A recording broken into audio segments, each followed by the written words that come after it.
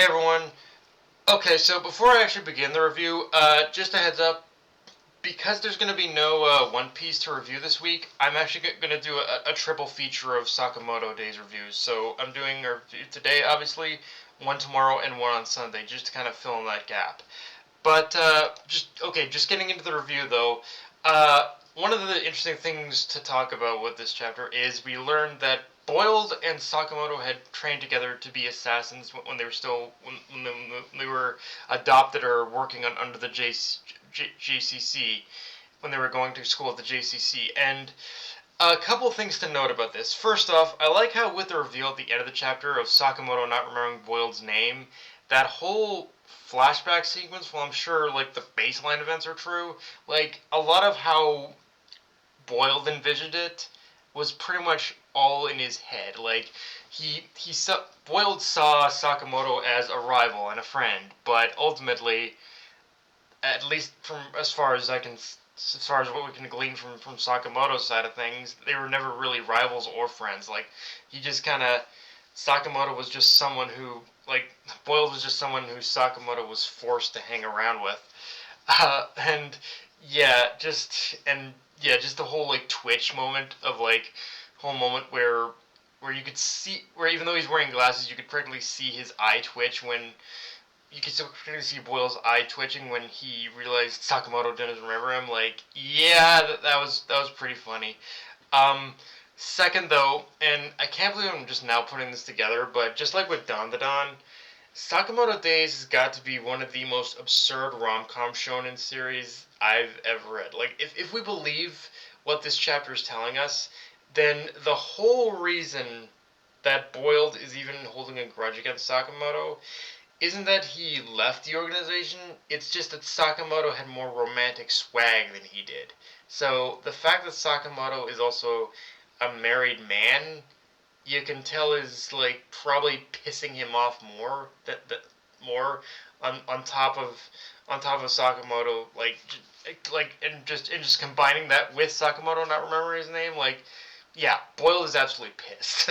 Like, and I kind of love just how like non like not absolutely not pretty much serious this whole thing is like not serious like Boyle is about all this like the man is just pissed he doesn't like Sakamoto does not remember him at all and I kind of love that in a way um and yeah just in general I gotta give credit I gotta give credit to I gotta give credit to Suzuki. Like the man has a timing has a pat really has just a talent for timing his comedy, and a lot of the timing on the jokes in this chapter were great.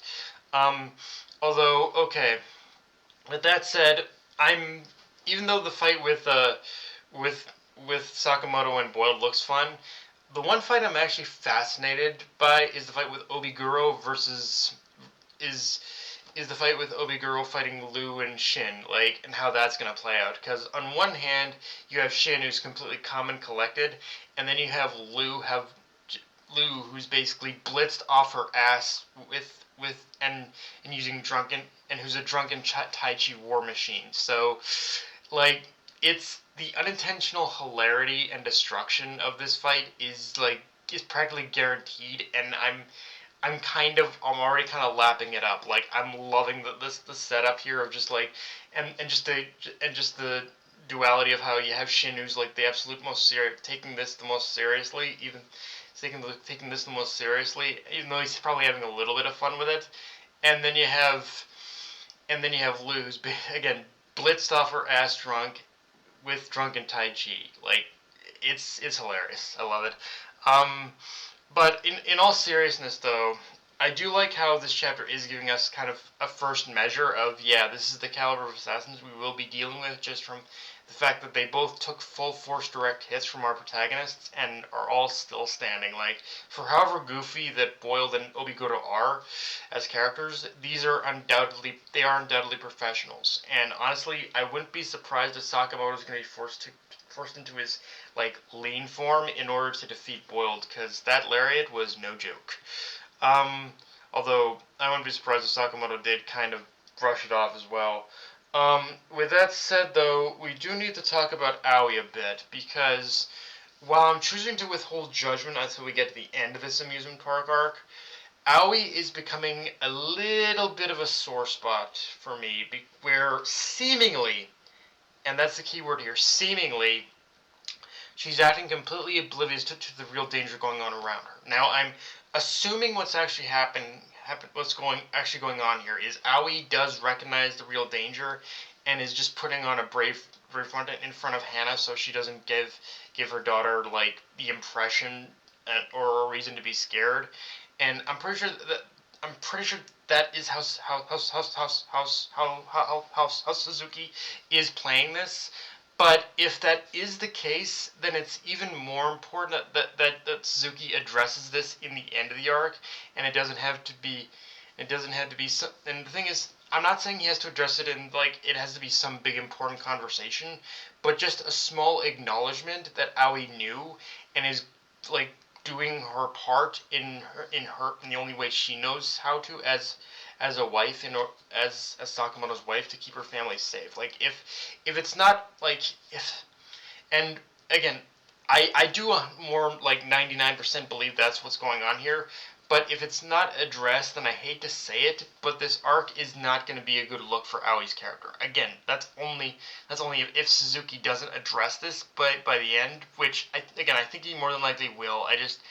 I kind of wish. I think one thing that's kind of a little bit weird to me is I wish we had gotten some kind of a hint or a small scene or something where we kind of see that yes, Aoi is aware what's going on and she's just kind of doing her part. Like I think that's what's kind of throwing me off a little bit more is we're kind of getting all these like scenes, like comedic scenes of her just being a bit of a ditz, and we haven't gotten any scenes, any small moments that hint that she is pretty much aware of what's going on, or maybe with Suzuki he's cleverly hidden them in a scene I kind of missed or something. I don't know, but yeah, I think that's kind of the core of what's bothering me about this. But but I still really did like this chapter as a whole. But yeah, guys, that's pretty much all I got for this review. If you enjoyed the video, like, comment, subscribe, follow me on Blue Sky and on this Crunchyroll. Be sure to notification bell, hit the subscribe button, and just share the video around, guys. Dark Knight of Enemy signing off.